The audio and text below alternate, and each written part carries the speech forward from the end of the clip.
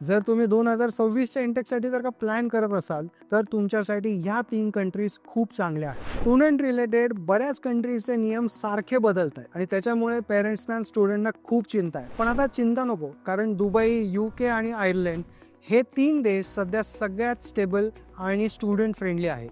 Will talk about it. Dubai fastest growing study abroad destination आहे. एकदम सोपा विजा आहे. इंटरनॅशनल लेवलच्या स्टुडंटसाठीच्या युनिव्हर्सिटीज तिथे आहेत. त्याच्यानंतर तुम्हाला तिथे जॉब्स मिळाल्यानंतर इन्कम हे टॅक्स फ्री आहे. त्यानंतर खूप चांगली सेफ्टी आहे. सो हे सगळंच इंडियन स्टुडंटसाठी फायदेशीर आहे.